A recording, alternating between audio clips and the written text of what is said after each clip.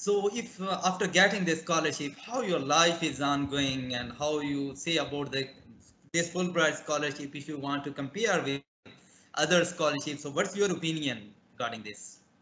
Well, that's a tricky question.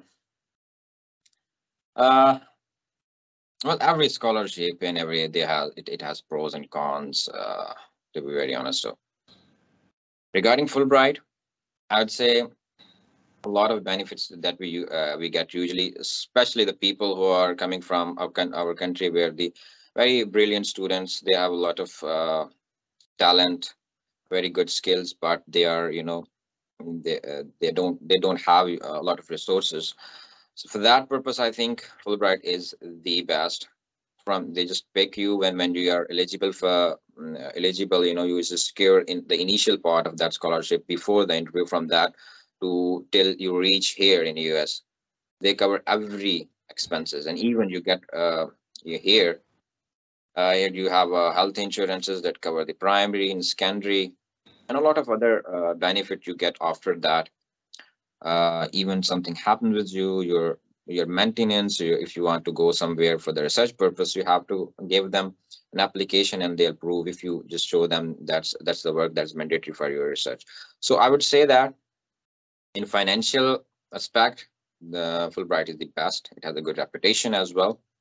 And but if you want to just do work after that abroad, it would have kind of limitation. You have to go back after completing your master's and PhD and serve in your home country for like 2 years at least, and then you can come back. So it's like pros are like a lot like regarding the financial perspective. But if you want to just come here and stay continuously after completing here and do get a job, then you will have to follow their rules, which include that you have to serve your own country and go back for at least 2 years. And uh, going through, just extending your question, just telling the whole process, like how it goes on to facilitate the overview of that, how Fulbright goes. It usually come in July, June, July. And so if you want to just attempt that, you must have your GRE till April, not like us. It was very, it was a COVID, and the things happened very quickly, and we had it very accidental. So if you have a good GRE score till April, then you can apply for that till June, July. And then in September, at the end of September, you will get the result of your application, and till October, you will you know your interview will be done, and you will get the response from them that you are finally recruited, your principal candidate or the alternate candidate. And after that, they will ask you to go through the TOEFL. And getting through the TOEFL, you will go through uh, the university selection. You have to give them, okay, these universities are uh, the on my top list. I want to go, my first priority is this university, and then I will go to that. Otherwise, I will go to that. Like 4 to 5 university you have to give them. These are my on my preference list. And they, according to university admission, like how they announce, when they announce their results regarding the graduate admissions, they will give you the result till apply in December. They'll give you the result till the Feb March, depending upon their university announcement of the results. And after that, when you'll get the admission letter as well, you will have the TOEFL as well. Then you quickly they will just proceed through your university selection, and they will ask you as well, and they will see their own criteria as well, how they gonna proceed with the funding and all that fee waiver stuff. So till June, till June, you will the visa and all that stuff will just completed, and July they will just send you here. That's the whole overview of the Fulbright process that you will go through if you apply for that scholarship. Well, Abrar, thank you so much for explaining. But just I want to know about the last questions because most of my audience are applying a lot of scholarship and they are experiencing so many rejections. So just maybe it's a silly question. So I just want to know that is it the first scholarship that you have achieved, or did you face any rejection in your experience? If you don't mind, can you please explain to my audience? Now,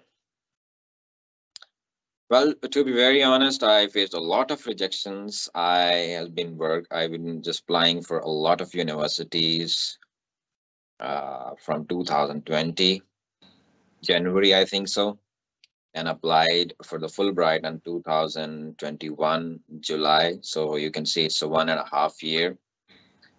So I wanted to score the PhD in 2, 3 universities that was on my target list. So I was applying in many universities, but yes, I faced a lot of rejections, a lot of rejections.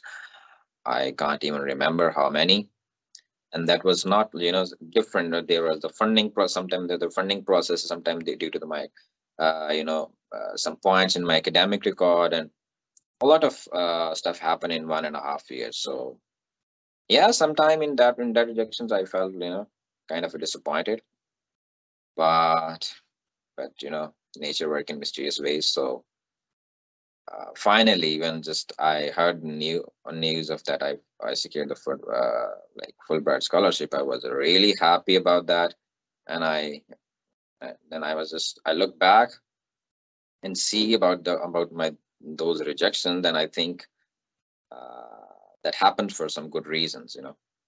So when I got Fulbright scholarship, after that I just secured one other scholarship in UK as well. So, but I just left that because as I told you, Fulbright scholarship had a lot of benefits, so I choose this. So yeah, in a nutshell, I'll say that rejections, we should not worry about that.